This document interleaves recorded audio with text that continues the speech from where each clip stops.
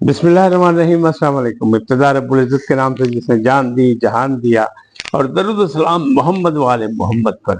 आइए उनके साथ नासिर नकवी हाजिर खिदमत।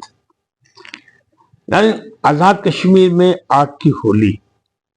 सदर जरदारी ने वज़ीर आज़म से इस्तीफा तलब कर लिया। सोशल ब्रिगेड ने जलती पर तेल छिड़का। क़यादत गिरफ्तार और चालाक दुश्मन जो है वो काम दिखा गया, यानी अपनी चाल चल गया। इन तमाम सूरत हाल से आपको आगाह करूंगा, और मकसद सिर्फ ये कि पहले व्लॉग में मैंने आपको बताया था एक हुकूमती राय के मुताबिक कि आज़ाद कश्मीर में हुआ क्या, पाकिस्तान मुखालिफ नारे क्यों लगे और खुद मुख्तारी का नारा क्यों लगा, वो बातें। अब अवामी सतह की जो इसकी मालूमात है वो आपको आगाह कर रहा हूँ उससे। लेकिन पहले आपसे गुजारिश आई है इनको सब्सक्राइब करें, लाइक करें और घंटी का बटन दबाना ना भूलें, बल्कि अपनी कीमती राय का इजहार करें। जी नाज़रीन, जो अवामी राय है और जो वहाँ गया वो जॉइंट एक्शन कमेटी जो बनी थी, ये 1 साल पहले की बात है। उसने मुतालबात किए थे, जैसा कि वो सूबाई वजीर अब्दुल माजिद खान बता रहे थे कि हमने 10 में से 8 मुतालबात मान लिए थे। 2 मुतालबा जो थे वो थे एक बिजली के और एक गंदम के हवाले से। बिजली के हवाले से वो कहते थे कि जनाब हमें 3 रुपए 25 पैसे यूनिट बिजली दी जाए, तो ये नहीं माना गया था। साल भर गुजर गया, उन्होंने एक हड़ताल की तारीख दी हुई थी 11 मई, और उसके इंतजाम सही तरीके से हुकूमत ने नहीं किए, मुज़ाकरात नाकाम हुए, और फिर ये सूरत हाल देखी गई। और क्यों देखी गई? ये मीरपुर के करीब डडियाल एक जगह है, वहाँ के एसी की गैर जिम्मेदाराना मतलब जो रविश थी, उसकी वजह से सारा मामला हुआ।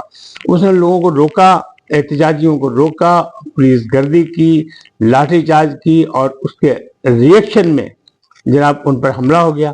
एसी को ज़दोकोब भी किया गया और उसकी गाड़ी भी जला दी गई, और पुलिस वाले भी जख्मी। मामला बड़ा। जलती हुए तेल किसे छिड़का? सोशल मीडिया ने। और ये बात क्या हुई? बात ये हुई कि एसी साहब ने ज्यादती की, और क़यादत जो थी वो मौजूद नहीं थी, इसलिए कि क़यादत जो थी वो पकड़ी जा चुकी थी। 30 से ज्यादा अफराद जो कायदीन थे जॉइंट एक्शन कमेटी के, उनको गिरफ्तार कर लिया गया था। लिहाजा अवामी सतह पर जब एहतजाज हुआ, और क्यों हुआ कि जो डडियाल की रिपोर्ट थी वहाँ स्कूल की 2 बच्चियों को सोशल मीडिया ने ये दिखाया कि उनकी डेथ हो गई। उन मासूम बच्चियों के नाम पर ये तहरीक को आगे चलाया गया, और फिर ये रपड़ पड़ा। मुतालबा यही था कि 3 रुपए 25 पैसे की जो वादा किया गया था कि हमें दी जाएगी बिजली, इसलिए कि जब हमसे ज़मीनें खरीद ली गई थी तो ये वादा किया गया था।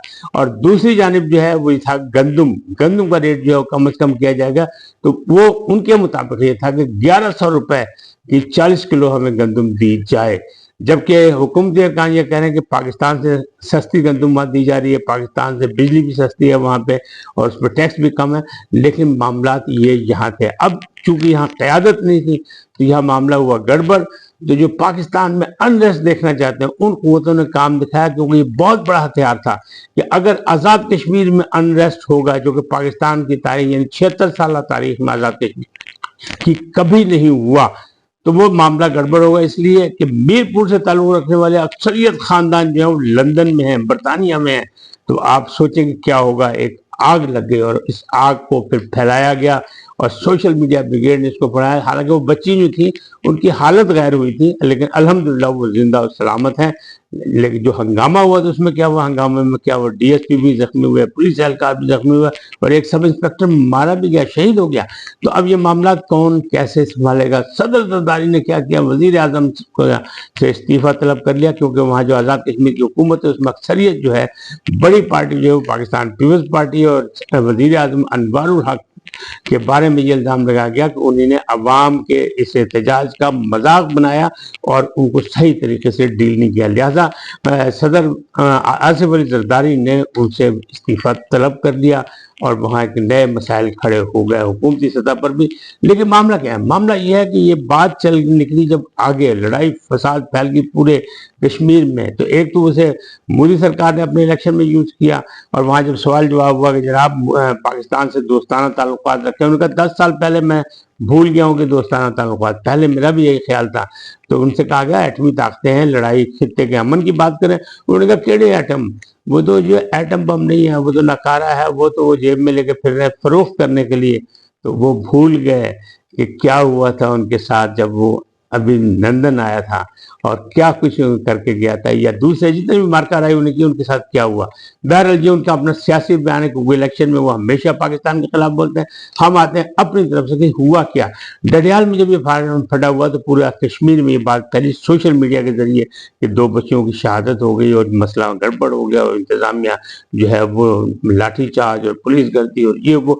FC को भी बुलाया गया, ये भी मैंने पिछले वीडियो में बताया गया। अब फौज की भी कहा जा रहा है कि फौज को भी हालात बेहतरी के लिए तलब किया गया। क्यों कि वो पाकिस्तान की शहरा के, वहाँ अमन हमेशा रहा है और पाकिस्तान की तारीख में ऐसा कभी नहीं हुआ कि वहाँ ये नारे बुलंद हुए जो आज ये चालाक दुश्मन ने अपनी चाल चली और उन्हें नारे भी लगा दिए और उन्हें बैनर भी लगा दिए। और सारा मामला इसके पीछे सिर्फ यही था कि दुनिया में पाकिस्तान को दिखाया जाए कि यहाँ जनाब इंसानी हुकूक नहीं है, यहाँ गैर कानूनी सारी सरगर्मियाँ हैं, यहाँ अनरेस्ट है, यहाँ के मामला जो हैं मुआशी तौर पर भी ख़राब हैं, सियासी तौर पर भी ख़राब हैं।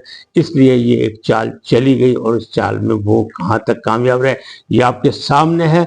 लेकिन मामला सीधा सा है कि इसे अफवाह तफहीम से हल करना होगा, आज़ाद कश्मीर की आवाम को भी, क्योंकि तमाशा ना बने और फौज कशी या वहाँ पर लश्कर कशी की गई तो उसके नुकसानात और ज़्यादा बढ़ चुके हैं और दुश्मनों की चाल कामयाब हो सकती है।